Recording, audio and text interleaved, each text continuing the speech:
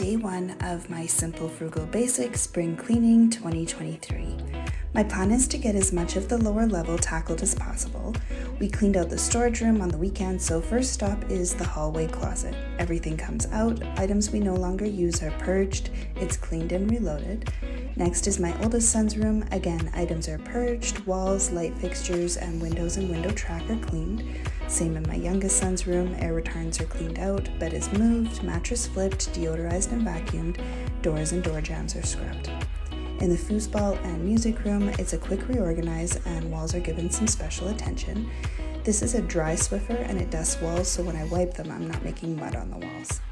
Next is the living room. Everything comes out, storage is purged, cleaned and reorganized, windows and tracks are cleaned, baseboard scuffs are removed. Our 19-year-old leather IKEA couches are cleaned and conditioned, and the table my dad made for our wedding guest book is reorganized and conditioned as well. All our friends signed the other side for our 10th anniversary, and since our 20th is coming up soon, we will have another section ready to be signed. Last is the ping pong and arcade room. I included a before and after of our vacuum, and I put all the extra laundry like throw cushions and covers into the wash.